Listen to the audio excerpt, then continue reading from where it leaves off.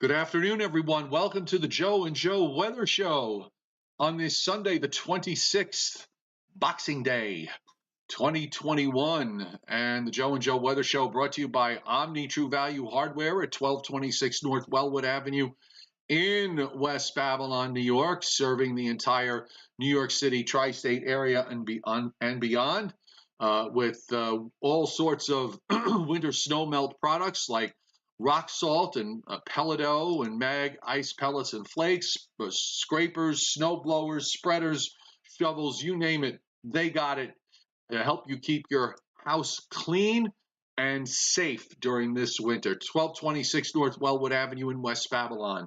631-756-1125 for the best prices in town. OmniTrueValue.com is the website. Boy, your hair grows like weeds, I have to say. It really does. Really? Yes. It does? Yeah, I mean, It does? might there be a nest? I just blew it. Might there be a nest in there? No, I just blew it out this morning, and or it's all poofy, so to speak. Well, it's fabulous. So how was your? Well, thank you, thank you. My Christmas Day was actually kind of interesting because I decided I drove down to Atlanta to Marietta Saturday morning, and I decided that the meds that I was taking, I'm not supposed to take and drive with it. It makes you loopy, and I mentioned last week a few times how the meds were making me loopy. So I stopped taking the other medication that I'm on, which is the Cipro, and I had actually a very good day. I was actually able to sleep last night. Woke up a few times to have to go to the little boy's room, but other than that, it was actually pretty simple and pretty straightforward. Went right back to sleep, and no issues. So it gets to a point you're on this medication for a long, long time. It just starts to bother you. Also, my appetite came back. Although I will tell you this. So if it's sweet, okay, I'm so sensitive right now to anything sweet that it's magnified by a factor of 10. I mean, it's so my daughter had made a honey glazed ham, which when I started eating it was fine, but after about 2 or 3 pieces, the sweetness of it was just overwhelming for me, and I couldn't eat it anymore. So, and if it's salty, then the problem is in the same thing. It's okay for a couple of pieces, and then the salt just gets magnified again, and whatever it is, I can't eat anymore. So I just had I had 2 bananas today and a little Eggo frozen waffle, and I'm drinking some hot pomegranate green tea, and keeping my fingers crossed that everything's going to hold on today. Well, it sounds like you certainly sound a lot better than you have in recent days and even recent weeks. Going back to the time when we were on the cruise ship. So it certainly sounds like you're more robust and more active, and yeah, and the fact that you're having honey glazed ham, that sounds like a very nice Christmas. Yeah, Christmas dinner. I just have to get have to get all these different tastes in order. So I actually bought a plain regular ham today, a small one, and it's in the oven. And I have sauerkraut. I'm going to have that with sauerkraut, and maybe make myself a little sandwich. And let's see if that helps, because as Mrs. Rayo has pointed out on the chat board, she put it up the other day, and I mentioned it too, that when your stomach ails you, sauerkraut or anything with cabbage in it actually can be probably one of the best foods you can eat in order to make you feel better. Mrs. Rayo has taken care of me for all of these 37 years, and whatever she says, or if she says, "Eat, eat, Eat, I'll Papa, eat, eat. eat, eat." And But by the way, Mama, here's my I can't eat with that inferno music going. That blasted inferno, whatever, yeah, that whatever that phrase. elf song is Holly driving me jolly, crazy. ah. Have a holly jolly Christmas. What does that say? Excuse me. It Have says yourself happy a holiday. happy little Christmas. Yes, Yes, yes, indeed. as he puts you to sleep. From all of us here at the happy little trees factory. So anyway, here we go. We're heading toward the final roundup of 2021, Mm-hmm. and it looks like. I'll tell you what, Joe. I think if anybody wants to get excited about something, it might be not this week, but maybe a week from tomorrow. If you want to believe some of the longer range maps, January 3rd, it looks to me like we could have a cold, windy day with all kinds of precipitation being thrown at us, snow, sleet, ice, rain. What a great way to kick off the first Monday of 2022. But that's more than a week away, and still things And can change between now and then. and to that I say no. No. You don't think Um, so? when I looked at the last 3 or 4 runs of the GFS, they were all pretty similar, and particularly overnight, same thing. I saw that, looked at it, and said, what's going to stop this? What's going to stop this low from winding up going up through Western PA and Western New York? And Well, I'm not saying it's going to bring us. I'm not saying it's going to bring us a snowstorm. I said we'd have a wide, and of course, if it does follow what you just said, we'll get a wide variety. Probably snow at the start, then changing over to sleet, and then just plain old rain. Um, a cold start, a windy start, and then maybe a moderation as the thing passes to our north and west. But it's an active weather day, more active than I think we're going to see all this week. I won't say no completely. Um, it is it is the way that I've been, saying for a couple of weeks now, that you get a breakaway system out of that western trough to come eastward, and if you time it perfectly with a little bit of cold air that comes right along the immediate border, and spreads eastward, that you could wind up with cheap thrills. I mean, we had one on Christmas Eve morning, and I would say, let's put up a cheap thrill alert for parts of Pennsylvania and Maryland tomorrow, with another one of these weak systems moving southeastward. Does look like it's going to mostly fall apart after 1 o'clock as it crosses New Jersey. But it's going to be very hard. It's going to be very hard for a system coming east not to want to go to the left and not to want to change over. So look, I will give you this. Could there be a cheap thrill at the start from whatever, later next weekend or a week from tomorrow? Okay. I won't say no. I won't shut the door completely, but I took a brief look at today's runs, and the I'm not impressed card came up on the screen. By the way, I don't know if you know this, but there was a nighttime Price is Right on Christmas Eve. I saw that.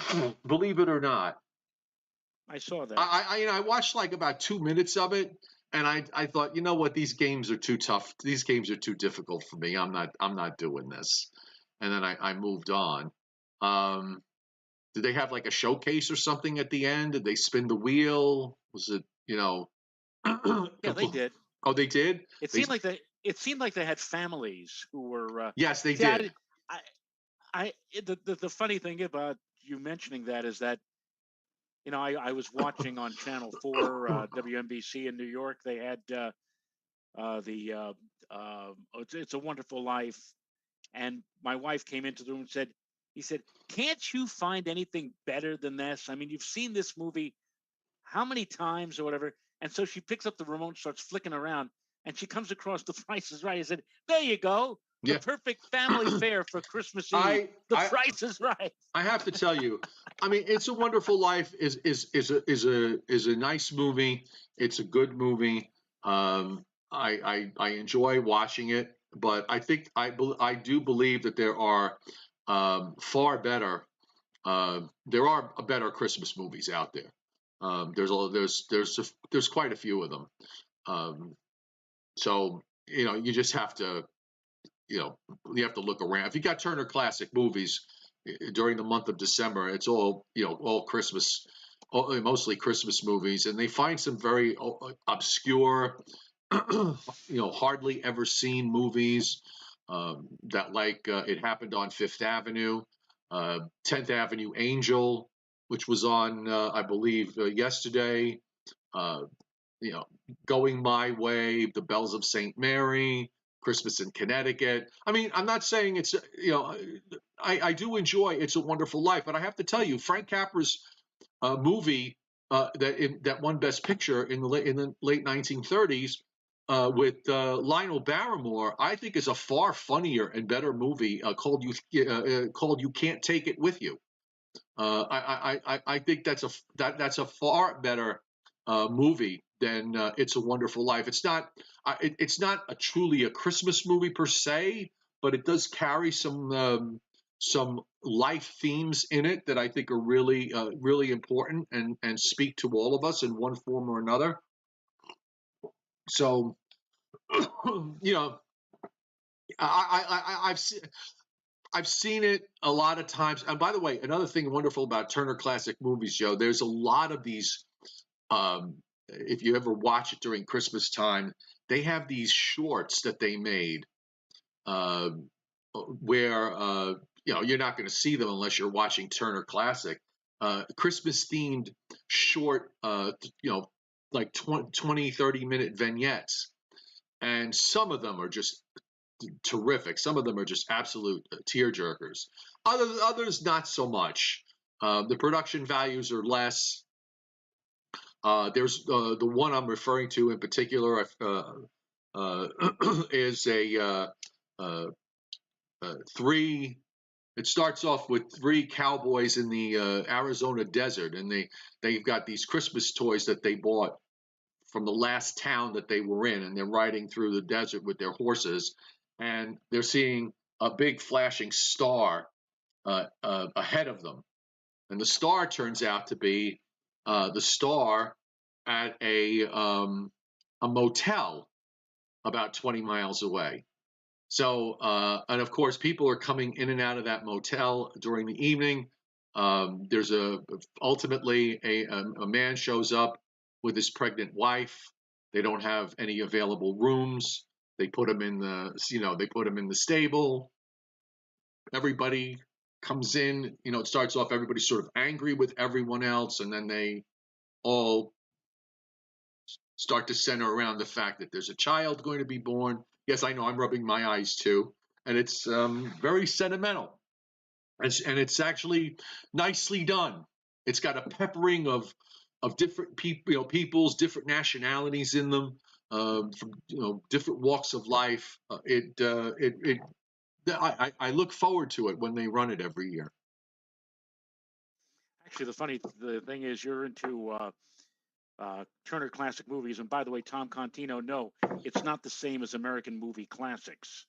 They are two separate or two different cable channels showing Right. two distinctly different brands of motion picture. I'm also into old time radio, Joe, and I love listening to old time radio Christmas shows as well. I was listening to one yesterday, or the day before yesterday, the radio show Suspense, which was on the CBS network, starring this particular Christmas week Dennis Day. You may remember him Yes. from the Jack Benny program, and he was like the young, bewildered, naive young kid on the Benny program. Although on this particular uh, episode of Suspense, he played a man who had a wife who was going to have a hard pregnancy. They needed to hire a nurse. They didn't have enough money to hire a nurse. He played a banker. An old man came in with his life savings. He withdrew the life savings because they were finally going to buy some brand new home or whatever somewhere. And Dennis Day got wind of it because he was the banker, and he was looking around for this uh, notorious criminal. His name is Rocky or whatever. And I'm not even going to be able to get into this, but it's something very un-Dennis Day like, appearing on this show against suspense, which really a lot of even comedians showed up on that show, that radio show, to try to show off their acting chops. And this was just one example. But there are a lot of wonderful radio shows that were aired in the 40s and 50s and 60s. Well, maybe not the 60s, but the 40s and 50s that are worth giving a listen if you have a chance. Sirius XM, I think channel 147, Radio Classics. If you have satellite radio, you can tune in probably today and into next week and hear a number of different holiday classics on that station. So there are a lot of movies, TV shows, radio shows, all running great programming for Christmas. And you're right, it's not just It's a Wonderful Life. Yes, you could have gone and watched The Price is Right too. Yes, you certainly could. If you like to see people, winning tens of thousands of dollars, not you, but other people, and you get a big kick out of that, then you can, watch that as well. Da da da da da da da da da da da da da da da. Yes. The Alastair Sim version of Christmas Carol was on one of the, maybe it was American Movie Classics last night, and Renato was asking, he says, "What do you think was the best version of Scrooge?" And in recent years, there was a Scrooge that was done in 1984 by George C. Scott. Yes, I've seen that one. It's very dark. It's a very dark. All of the versions are technically dark versions, but this one is very dark. But I still say my number one favorite for A Christmas Carol is Mr. Magoo, believe it or not. Yeah. I guess I like the Reginald Owen one because of the fact that Gene Lockhart and Kathleen Lockhart and June Lockhart plays one of the daughters who's 8, at the time of the movie, which she's 8 years old, and right now she's like 92, 95 or 98 or whatever she is. Yeah. And I do like the Alastair Sim version also. I think that's Alastair Sim does a very, very good acting job with that particular role. I have to tell you, I thoroughly do not enjoy watching Christmas television coverage that's good that is produced today. It's horrible. It really is horrible. I mean, you'll call me a traditionalist, okay? Call me, a purist. That's fine. But the stuff that passes on television right now is just for Christmas is just garbage. It just really is garbage. Now, I want to make one really notable exception to this. A very notable exception to this, and it's a proud moment, by the way. I don't know if you are aware of Elizabeth Chan. Elizabeth Chan, who is the Queen of Christmas. She writes nothing but Christmas music and Christmas songs and performs them all year round. That's all she does. And I bring her up because she was I worked with her years ago at Channel 11 at WPIX when she was a desk assistant, and she was trying to find her way. And we've had a conversation or two over the years, because you get through these moments when you're doing this sort of stuff, and you struggle. You struggle with, am I doing the right thing? Is this ever going to work? Am I ever going to get something picked up? And I one of the things I just said was, if this is what your heart is telling you to do, then do it. You have only one life, and go ahead and do it. And I mean, I'm sure other people told her the same thing, but it's a proud moment when I see her performing on Good Morning America, and a few other venues this week, uh, because the music she writes is really terrific stuff. She's in the top, um, they got Billboard has a top 100, Christmas music rankings, and she was number 4 or number 3 one week during December, where Kelly Clarkson is like number 1, and a few other people were on there like Taylor Swift and a few other names. Not that uh, uh, Elizabeth is not a name, she is, but I mean, that's just, to me, that's the ultimate, and I just love seeing her around Christmas time, and every year she goes further and further. I think she may be up for a Grammy. I'm not 100% sure. I know she was like part of the mix as far as a Grammy Award nomination was concerned. So anyway, I just wanted to give her kudos. I don't know if she'll watch this show today, but congratulations on what you've accomplished and what you're going to accomplish in the future, because your future is so exceptionally bright. I mean, it's exceptionally bright. Well, sounds like you said this was an exception in terms of the modern Christmas shows or the modern Christmas music. So that for you to go that far, it certainly is an outstanding exception to the Chaffee rule, Well, so to speak. she's damn good. Okay, I mean, just to put it simply, she's damn good at what she Okay. does, and I recommend, look at her Christmas albums. She writes some very personal, a mix of music. Some of it's very very personal. Some of it is fun. Some of it has a religious twist to it, which is oftentimes is what gets lost this time of year.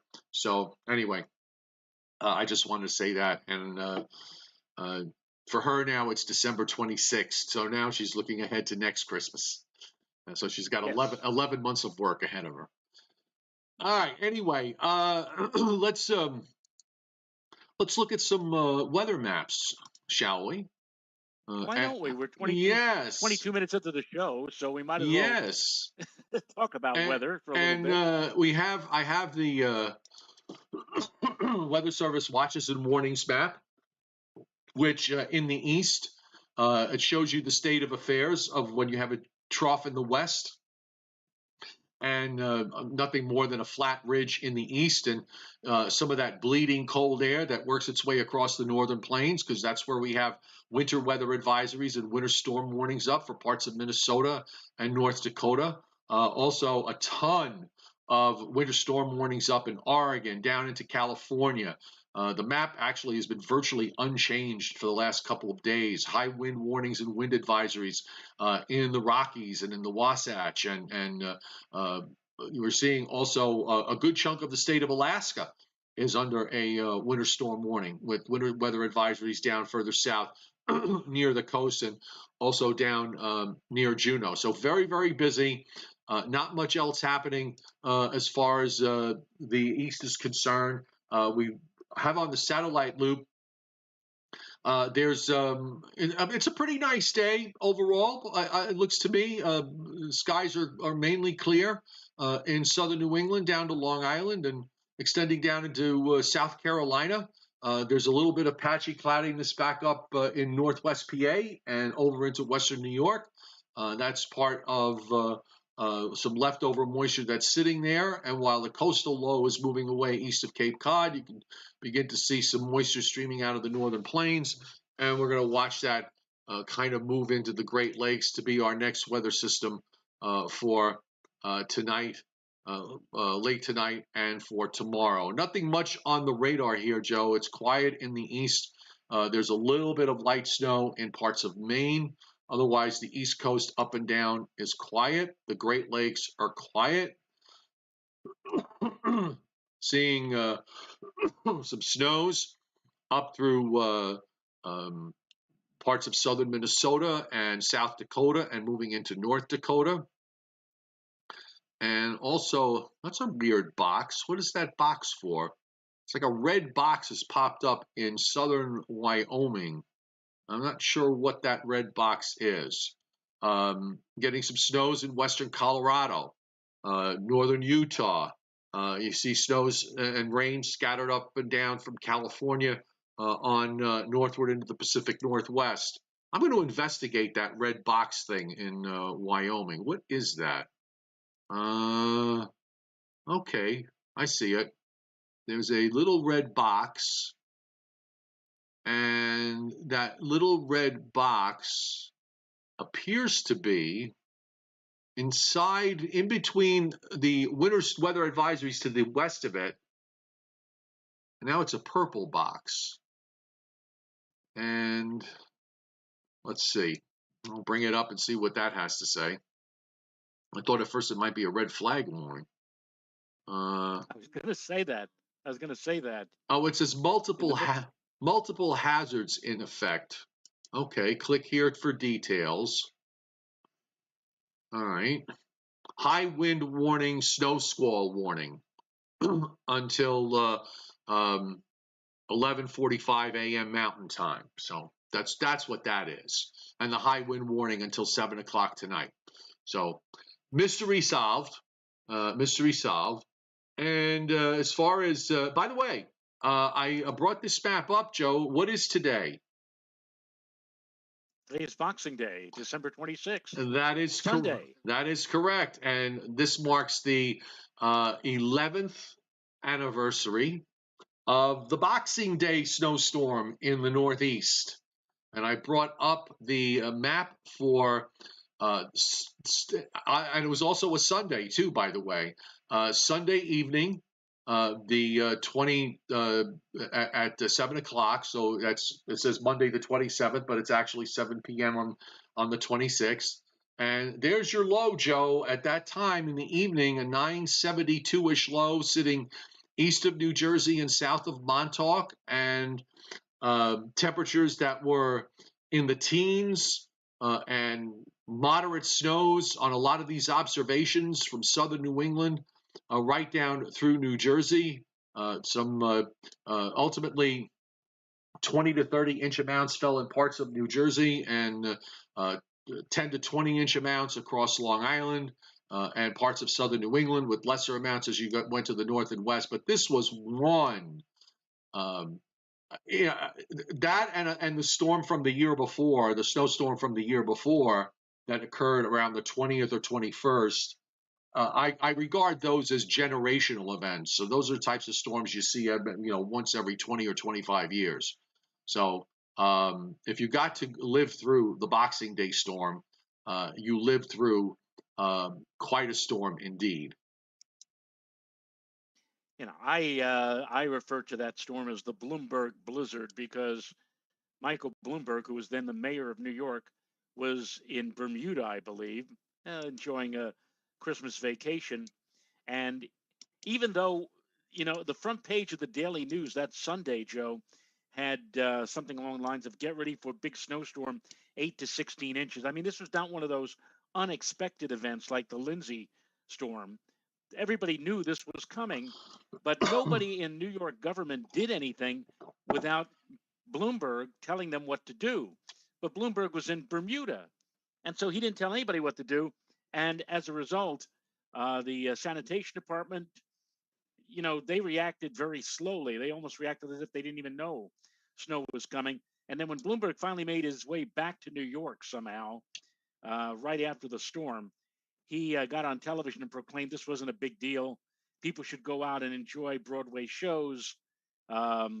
If he were around when the storm hit, he never would have even have. And this is the absolute truth. I still shake my head. You talk about somebody who is very, much, staying to his original ideas. He said, I wouldn't have declared a snow emergency for this. I don't think it was a big deal. Meanwhile, most of New York was like not plowed for like a week. It was Right. like horrible. It was Well, like one of the worst. I think what kind of saved it for him was the fact that it was the 26th of December. The schools were closed for the Christmas holiday, so nobody was going back to school on the Monday or the whole week that followed. So he figured, well, you know what? Since everybody's stuck at home anyway, the snow could just lay around and melt. You Yes. know, if it was if it was 2 weeks later, if it was on a regular workday, I think the political outcome would be a lot different. But of course, you know that also planted the seeds for what we saw with his reactions to Hurricane Sandy. So uh, you got a prelude of that 2 years the year before here in 2010 because I'm sorry 2 years before because 2 years later in 2012 we've all gone through that story about uh, Bloomberg and Sandy and his general lackadaisical response with regards to that. So anyway, let's. I got the GFS up, the new one. I'm hearing voices. I'm hearing voices. Am I hearing voices, Joe? I don't hear anything. Oh, I thought I heard. I thought I heard the executive producer. No matter. Okay. Oh no, no, no, Oh, no. okay. Go.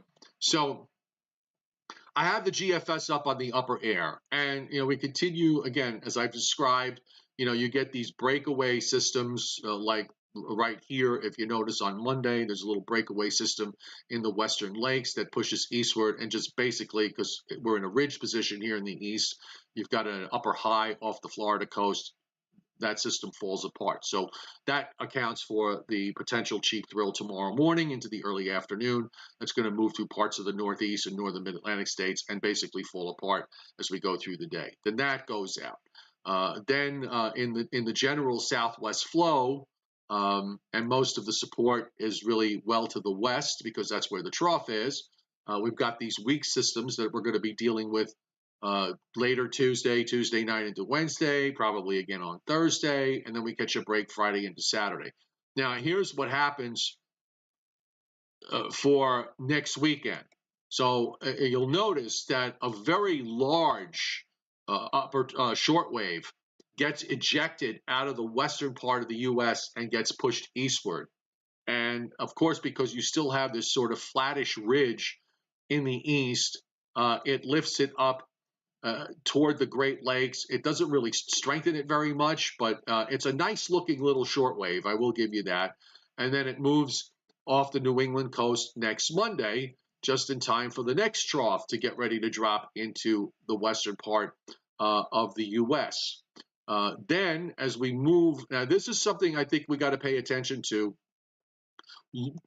folks. Look in the Pacific. You know, we've been talking about this a high sitting along about 160 halfway between Hawaii and the Aleutians, and you know kind of wants to sometimes push northward, sometimes it pushes southward. That is actually forecast to weaken somewhat later next weekend, which is partly the reason why the western trough is allowed to come east.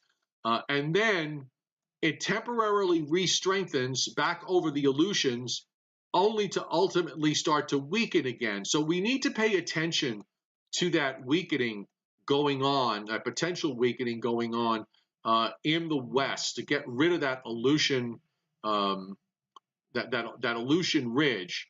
And in the meantime, in the East, Mr. Rayo, noticing, and I wrote a long range piece about this yesterday for my subscription folks on my weather platform on Patreon, is with that ridge kind of gone, that actually makes it a little colder. It allows more of an eastern trough to kind of settle in.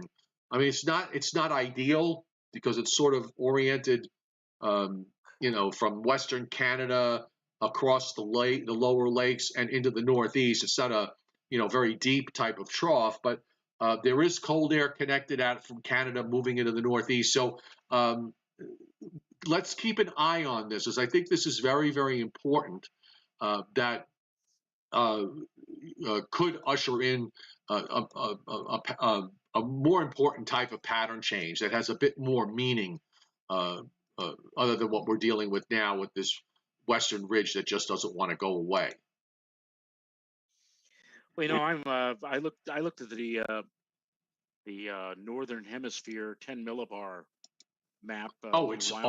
This awful. is not from this particular run, because there were a lot of sections that were missing. I guess they won't fully get it all together for a little while. But I did look at last night, the 0Z run of that particular series, and I have to tell you, Joe, I could see a huge warming trend here if you want to go much beyond 5 days, and this Right. is much beyond 5 days. But I mean, it looked like there was going to be a major warming trend after about the 8th or 9th of January.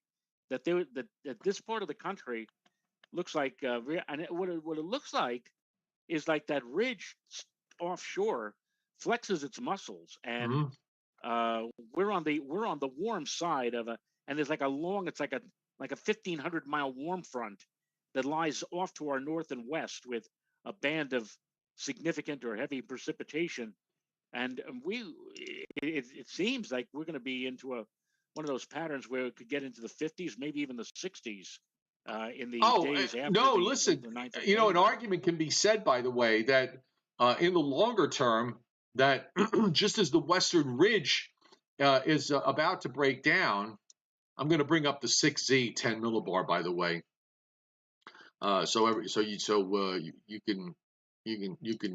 We can show everybody what you were talking about. I think an argument could be made that once the Western Ridge breaks down, that we could actually go into what looks like a January thaw pattern where all the cold air just kind of retreats back up all the way into Canada, and we just sit in the land of thaw, just a thaw. I don't think that's impossible. And I'm looking at the old run here of the 10 millibar. Now, every run changes a little bit toward the end. There was one from last night. Maybe it was the 0Z. Let me take a look at that. When I looked at it, I wanted to spit up because it had the trough at 10 millibars. Yeah, this was the one. It had a trough, Joe, at 10 millibars. The upper low, the polar vortex upper low is in northwestern Canada. So the trough is actually dropping down west of the Rockies. And you've got a southerly flow. You got a southerly flow up the east coast with a big upper high out in the That's Azores. it. Yeah, I mean, Yeah, that's what I was talking about. you see the picture here. I mean, this is That's what god I'm talking awful. about. This would suggest now 384s is June 11th. You give it a week or two of lag time. This would January. Say kind of the January 11th. I'm sorry, January You said 11th. June 11th. Oh, I'm You're sorry. thinking January, Joe. Right. No, January. January 11th. You give it a week or 10 days of lag time to translate down to the surface, and you're talking the second half of January being pretty much a blowtorch in the eastern part of the United States. I'm not saying that that's correct, but it is really. I looked at that. I was like, oh my God, where did that come from? And then you go to you go to the most recent run, which is what I have up now, and it's totally different. It's got a kind of a tight tightish wrapped up little ball in sitting over northern Greenland. I mean, it's not as bad as what we saw from 0Z, but it's still would suggest that the polar vortex would pull up all the cold air up into Canada if this were correct. But it's much more of an egg shaped rather than that sort of elongated north south mess that you saw on the prior run there. So anyhow, let's look at what's coming up so everybody can get all excited over nothing. And by the way, for those of you who know me over the years, this is very unusual for me because I have, and Joe will attest to this. I've been the bull when it comes to snowstorms in the eastern part of the United States. I tended to go, in terms of its accumulation forecast, I tended to go higher than everybody else. And I did that for a number of years, and to my benefit, thankfully. So it's a little bit unusual for me to be a sourpuss like this, but what can I tell you? Okay, so here's today's system. Now, where is this? It's 180 hours. Okay, I'm a little bit too far ahead. All right, so here's the system for tonight and Monday morning. Low that goes up into Minnesota, kind of has an arcing front there that runs down into Northern Virginia. You've got snow in Pennsylvania, Western New York, a weakening area that moves over New Jersey and in Eastern PA, and then it's rain down in Maryland and Delaware. The last one kind of outperformed a little bit. Did you wind up with about a half an inch your way on Friday morning,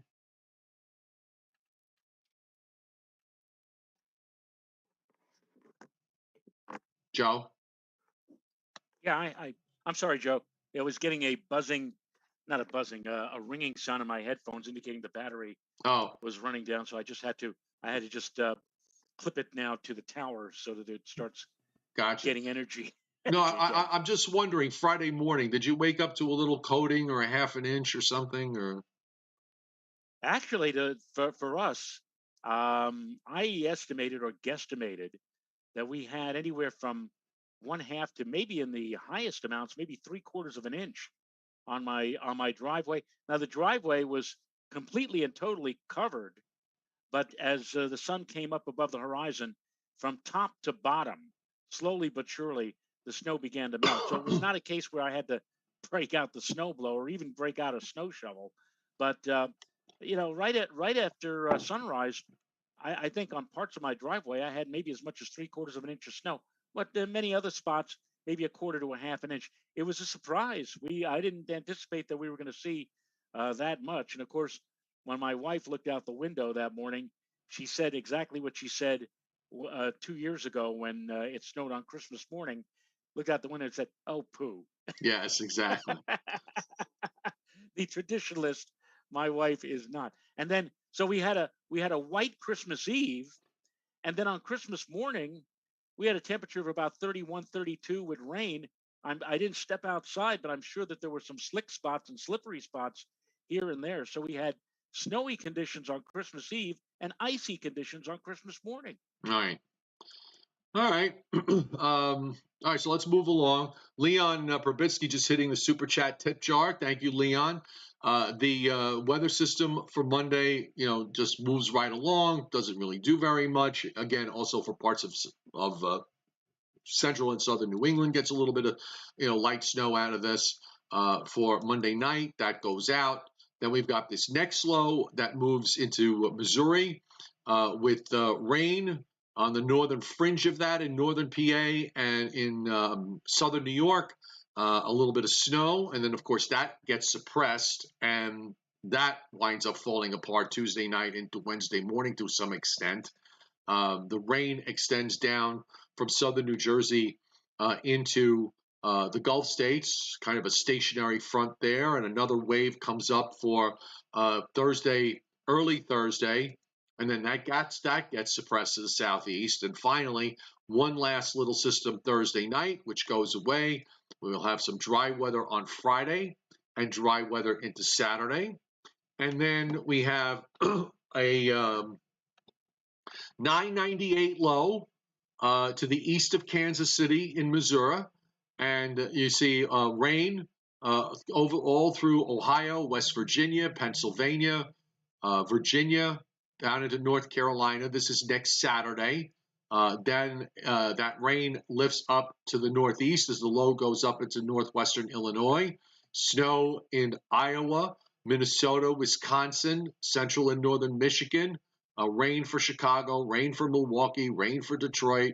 Then this is arguing, Joe, that the colder air that comes in Friday into Saturday to the north is going to be not enough to cause snow at the start, at least. Now, again, we might see that change a bit.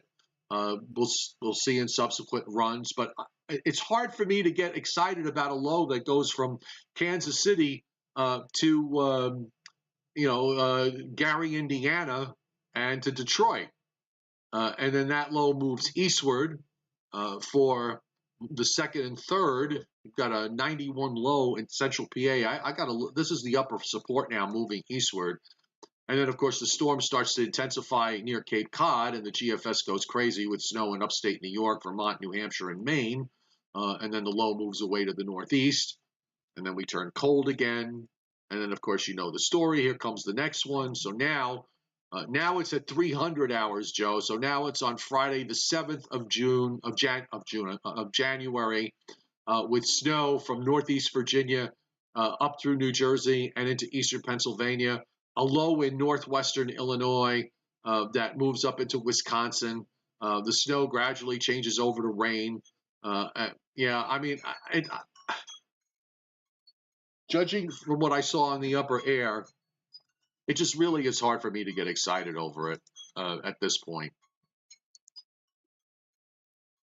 Yeah, and in affiliation with that big warming trend that I alluded to for the 8th and 9th and beyond, they've got a pretty impressive looking storm system in the middle part of the nation. I mean, the upper level system. Keep talking. I'll be right back. A tight closed low over the middle part of the country around the 8th and 9th of January. And if that be the case, we're right smack along the warm side of that system, and that's going to be providing us with, again, abnormally mild temperatures as we move into the second week of January. So there does not appear to be any protracted or prolonged period of cold weather approaching our area, any length of time. I'm just saying, Joe, there doesn't seem to be any protracted or prolonged spell of cold weather. In fact, if anything, it's kind of an alternating pattern of warm and cold, and especially so, again, second week of January here in this part of the country, it looks like, again, abnormally mild, if not downright warm weather. Yeah, the pattern's all wrong. Plainly and simply, the pattern is all wrong. That's it. And until that changes, it's if you're a snow lover, it's going to stink. That's just the way it is. I don't care. You could wrap as many beautiful red. You could tie as many beautiful red ribbons as you like around it. It's still a sow's ear. Okay, at the end of the day. By the way, now that we finished the weather part of this show, I was watching on Turner Classic Movies. It started at 12 o'clock. Clifton Webb and Myrna Loy in Cheaper by the Dozen, which is actually quite a wonderful movie. If you have never seen it, the original Cheaper by the Dozen, not the horrible remake that was done. I believe it was on Cheaper by the Dozen that they did a horrible remake on. But what was interesting about the movie was because it's in the early 1900s, and they use a phrase that I've never heard of before. And I've watched the movie before, and I'm surprised it took me this long. It took me until now to pick up on it. But so they're driving, and they have to stop the car because the car's having some problems. And Clifton Webb says to his 11 children, he says, "If you need to go to Mrs. Murphy's, this is your opportunity. This is your opportunity to do so." And I never knew that going to the bathroom was referred to at that time as Mrs. Murphy's, as visiting Mrs. Murphy's or going to Mrs. Murphy's. I thought that was I thought that was bizarre. I'm hearing this and I said, is that what I think they're saying? And I looked it up on Google, and sure enough, there it is. Under old idioms, it says, going to, I think it was going to Mrs. Murphy's or visiting Mrs. Murphy's, something along those lines. I shook my head and laughed. I thought that was just hilarious. Well, does that have anything to do with the fact that the toilet seat goes up and down, and that a Murphy bed used to go up into the wall and then come down. Does that I make any could be. I sense to mean, you? I could be. I don't. Why not? There's so many. That's possible, but why Mrs. Murphy and not Mr. Murphy? Well, Mr. Murphy, of course, was always associated with something that would go wrong, Murphy's Law. All right. So Okay. maybe Mrs. Murphy had some connection to Mr. Murphy, but in a different way. I don't know. Yeah. We're talking about 100 years ago, Joe. It was very strange. All right. Do you have a Briller Jeopardy for today, or do I don't think I do. I think you do. Let me check. I don't think I do either. I do. No, I don't have one. So Scott, I think I'm sure Scott is running around today doing his COVID runs and hopefully staying safe with this Omicron variant running rampant everywhere and disrupting Christmas the way it did. So that made things very, very tough. So stay safe, Mr. Scott, and stay well. And let me And point out, Joe, that Central Park on Christmas Eve morning received 2/10 of an inch of snow. Now they had a trace of snow up until that time, but I did a little bit of checking, a little bit of research, and have found that those Decembers that have had 2/10 of an inch of snow or less, there have been 23 of them, and the average amount of snow that has fallen in those 23 winters has been 16.2. Now the normal for snowfall in Central Park is about 30 or 31 inches. right, So out of the 23, 21 out of the 23 fell below normal, below that 30, 31 inch number, or about 91% of the time when Central Park has had 2/10 of an inch of snow or less. At Central Park, snowfall in New York City has been below normal. There was one outstanding case which we had fairly recently, in fact. That was the storm or the winter of 2015, 2016, a trace of snow in December, 32.8 inches, but about 27 inches of that 32 fell in one big lump. That big storm, that big winter storm we had in late January of 2016. Without that, it would have been only about a 5 or 6 inch winter for snowfall at Central Park. So there are anomalies. There are cases where you can end up with a lot of snow with a very little amount in December, but they are few and far between. And in fact, in 26% of those cases out of the 23, in 26%, there has been less than 10 inches of snow total at Central Park for the entire winter season. So right now, it looks like unless we get a surprise snowfall of several inches between now and the end of the month, Joe, it could very well be that we're going to find ourselves with a well below normal month of December snow wise, and maybe that points to a below normal snow, at least in New York City and Central Park. There have been cases where Central Park has ended up below normal, but places are like where you used to live on Eastern Long right. Island or where I live up here ended up with a lot more in the way of snowfall. So it doesn't necessarily mean everybody would Right. see below normal We're snow, only but talking about one specific point here. So correction, right. correction. By the way, I have also Scott had sent me in terms of Friday morning's cheap thrill. I'll just highlight the top amounts in each county.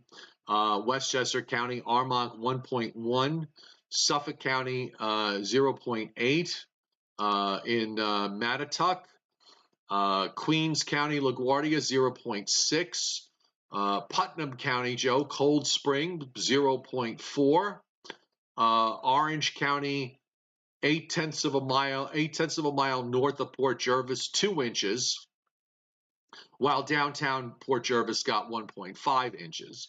Central Park 0.2, Nassau County, Manhasset Hills 0.5, Union County in New Guernsey, Westfield 0.2, Passaic 1 inch in Little Falls, Hudson Harrison half an inch. That's Anthony. And Essex County, Verona 1.4, for snowfall there. New Jersey, Bergen County, Ridgewood 1.9. In Connecticut, Colchester in New London County, 1.5 inches. Gulford, 1.1. Clinton, 1.2. We've got Fairfield, 1.0 in Fairfield County, and that pretty much, is the snowfall observations with regards to what happened Thursday night and Friday. And I think you're not gonna get 3 inches this week. Let's state that pretty much unequivocally. Yeah. It ain't gonna happen. Not happening. Not happening. I want to thank Christianpedia for answering a question that Tom Contino placed on the chat board to me more than once, which is, what is magnetic excursions? Basically, a reversal of the Earth's magnetic field. And I guess some believe that such a reversal has something to do with change in overall climatology of the world, but I've never really gone too far into that. So anyway, Christianpedia put the Wikipedia definition of that up on the chat board. So Tom, if you want an answer to that, check the chat board out. And thank you again for putting that up. All right, so I think we could wrap it up here on this Sunday. It's coming up on 5 minutes before 2 o'clock Eastern time. I managed to stagger through this show pretty well, I think. So I'm thankful for that. And we'll see you tomorrow. Back to normal schedule this week. So, actually, is it possible tomorrow we can move the show up time-wise a little bit? Because I have to get up very early Tuesday morning to drive down to Atlanta to see for a doctor's appointment at 8:45. I'll have to check with the executive producer. It is her birthday tomorrow, and my son called up this morning and said that they would like to have us over to their house for dinner. So I'm not sure when dinner is going to be served or how long we're going to be there. So I'll have to get back to you about the time. If anything, if moving up means make it earlier, that may be difficult, because I was thinking about saying, so maybe we could move it back to like maybe 8 or 8:30, but I'll have to get back to you on that as All to right. how If you can't, I'll just I don't expect that there's going to be too much different tomorrow, so I'll just solo it, assuming that my voice is holding up well, which it managed to do so today. Yeah, all right, that's not a problem. And then we can get back to normal Tuesday, Wednesday, and Thursday at 7:30. But I got to hit. I just I got to get to bed early because I got to be up by 3:30 in order to get on the road by 4:30 so that I can get to my daughter's at 6:30 and drop off the dog so I can get to the doctor's at 8 o'clock. So you get the idea here. All right, folks. I get the idea. Yeah, have a great Sunday. I hope your Christmas was wonderful and safe and happy. And we'll watch for the schedule tomorrow in terms of the time. Have a great day, folks. Happy Boxing Day.